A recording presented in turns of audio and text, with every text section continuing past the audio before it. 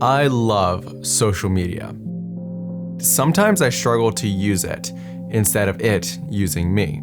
Some days I do well, some days I don't, leaving me with a familiar feeling of emptiness or frustration of missing a deadline, or the simple thought, I can't keep doing this. And yet, I do. This is usually the point in the video where an overly energetic person bounces in and declares that they have the secret to your problem. However, I find that unhelpful and even harmful for some reasons that I'll share later. So instead, I want to invite you to follow along with my process as I try to understand why I do this and to hopefully find a sustainable solution. And as you'll see, most of this process is about asking ourselves questions to find the root causes of why we behave in certain ways. Question number one is something you've probably asked yourself quite a lot. Why do I do this? As I started researching this, I very quickly realized that everybody is talking about dopamine. Dopamine this, dopamine that, it's all about dopamine. And as I was about to figure out, dopamine is so much more than a chemical that just makes us feel good. First of all, I found that dopamine is all about the pursuit of novelty. It's what drives you towards the finish line. It's the motivator, the instigator. So when I'm scrolling social media, dopamine is what's pushing me forward to keep me pursuing to hopefully find some of that novelty. But because the feed never ends, it creates an empty loop. Pursuit without a finish line. I used to think that dopamine was, at a level 0, and whenever we saw something that we liked, it spiked up, we felt good, and then it returns back down to 0. Except that's not how it works. Andrew Huberman explains it like this. He says, we have a consistent baseline of dopamine in our system at all times. When we first go on social media, we get a rise above baseline. But after a while, it stops becoming enjoyable because we build a tolerance to that rise and it just becomes normal. This is why when you first open social media, it's exciting and engaging, but then after a while, you just feel like you're just scrolling and you don't even know why you're scrolling. It's like, this isn't even fun anymore, but you keep doing it. I keep scrolling because of the anticipation of a random reward, something new and novel that I haven't seen before, that's out there somewhere. I might find it in a minute or it might be 30 minutes, but the mystery of finding that thing that I don't even know what I'm looking for is enough to keep me pursuing and pursuing and pursuing. Eventually, when I do quit, it's because the random reward didn't come and I got tired of waiting, or I peaked out and I'm just numb to everything. When we stop, our dopamine begins to drop. We begin to come off of that peak. But here's the clincher. It doesn't just drop to your baseline. It drops below baseline. After a while, this drop below baseline makes us want to go back to do anything to try to raise it back up. But now, because we've built a tolerance, we now have to go a little bit farther than we did before to get that same peak. So hopefully you can see what's happening inside of my mind when I keep pursuing this. It makes this like whiplash back and forth between the high and the low. And that is the reason why we scroll. It's that empty loop that just goes around and around. And I think what really tipped me over the edge was something that Andrew Huberman said. He said that if we were to observe this behavior in an animal, say a dog, for example, that's digging in the ground and just digging, because every now and then it finds a bone, or it finds something that it enjoys. We'd look at that dog sitting there digging for hours and hours and think it's sick or something's wrong with it because it just keeps at it. It just keeps going and going and going. And he said, that's us. Yeah, this video's kind of kicking my butt.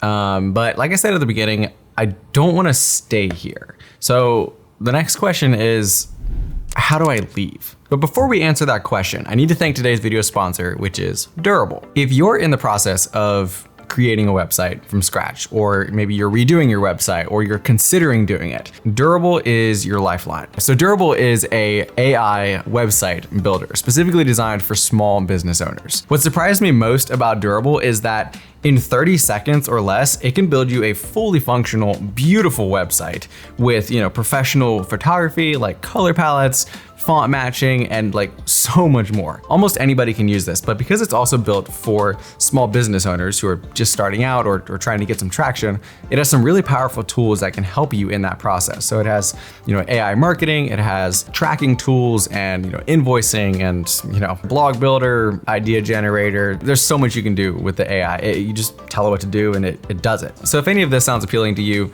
I would highly encourage you to check out Durable. I put a link down in the description so you can check it out, see what you think, and play around with it to see just how powerful it is. Thank you again, Durable, for sponsoring this video. Anyway, back to the video.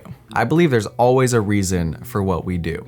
So if I'm compulsively scrolling, something drove me here. And it's probably not something that's gonna go away with a few time restrictions or life hacks. The first place I'm gonna look is in the past. When was I in the most control of my social media consumption? Without a doubt, this is when I was learning something new and when I was excited about it. Like when I was starting my YouTube channel.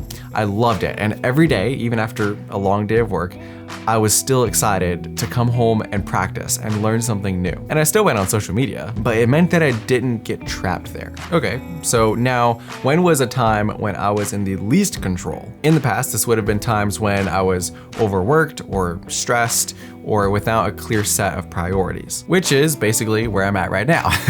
I'm busier than I ever have been in my entire life, with higher stress levels than ever before, and less time and energy for activities outside of work that used to recharge me. And possibly the saddest and most frustrating part for me is the work that I'm doing could be new and novel, but because of the high levels of stress and the feelings of being overwhelmed, it feels instead like a restriction. The result, the shortest, easiest path to something new and novel without the energy to resist. Based off of everything so far, what do we know? Well, we know that I have control over my scrolling when I'm pursuing something that I enjoy, or when I'm learning something that's either new or novel. We know that when I'm overworked, I don't have the energy to choose a healthier alternative.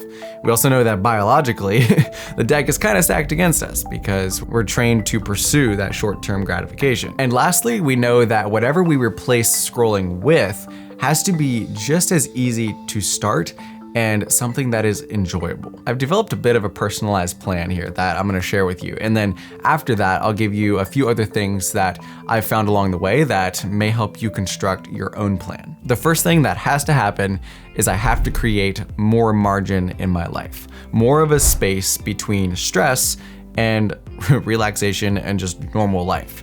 Because without a doubt, the overload of stress is mostly what's driving me to escape with whatever's easiest. Currently, I'm doing this by creating a better routine, morning and evening, and also hiring out some of my workload. And I'll make a video about the routine later. I think that's actually way more important than people realize. The way you begin and end your day is really important. The second thing that I'm currently doing is finding 3 to 5 things that I really truly enjoy doing and making them as easy as possible to start. When I'm exhausted and tired after work, I'm pretty much gonna choose something that I enjoy that takes the least amount of effort to begin. So here's a few options that I've personally been choosing from. Playing piano, start time 1 minute. Reading, start time 2 minutes. Going for a walk, start time 2 minutes. Lastly, what I'm going to do is schedule my free time. This may seem a bit extreme, but when we have free time that is unstructured, we often gravitate towards what makes us most comfortable and what's also easiest to do. This isn't necessarily bad, but for me, I gravitate towards things that are unhealthy. In my free time, I'm gonna give myself a few different options that I enjoy doing and require that I do those before any kind of social media. So after lunch, instead of scrolling my phone, I'm going to either read or go on a walk. After work in the evening, instead of scrolling social media, watching a movie, whatever, I either require myself to play a little bit of piano, read a couple pages of a book, or just research something that I'm excited about. If you do something like this, I'd recommend scheduling in a time to be on social media as well. But I would schedule it before something that can't be moved, like returning to work. So if you go to work at 1, schedule from 12:30 to 1 social media time. Now, maybe my protocol isn't that helpful to you. Maybe there's something else that drives you or a different reason. If that's the case, let me share with you a few of the other things that I've learned along the way in researching this. Because the goal here is to give you the tools to create your own plan that's specific for you. No one else is going to be able to do that for you. Ask questions to find if there is something driving you to this behavior. For example, if you go on social media because you're ashamed of how you look and you watch a flawless human being telling you their 5 magic hacks that cured their addiction instantly, it's actually probably going to make you feel worse, which then will exacerbate the problem because you'll turn back to social media to try to feel better. You have to understand your reason. Otherwise, you might end up counterintuitively adding things into your routine that actually make it worse, not better. Here's a few more exploratory questions that may be helpful. What am I avoiding by going on social media? Am I trying to medicate pain in my life? How has my consumption changed over the years? Why? Am I just bored and this is the easiest thing to do? And last of all, remember, however much rise in dopamine you get, there will be the same amount, if not more, of a drop back down. So when you feel that drop, remind yourself to ride it out. This is also why it's good to avoid stacking dopamine hits. For example, if what gets you to go to the gym is an energy drink, blaring loud music, and watching Gymshark athletes dominate the gym, sure, that may get you to the gym, which itself is a dopamine increase, but your drop after that is going to be pretty significant, making it that much harder to find motivation the next day. Ultimately, what we're trying to do here is find ways to live a healthier, more balanced life. And if you want more info on that, I made this video right here explaining some of the strategies that I use that might be helpful for you as well.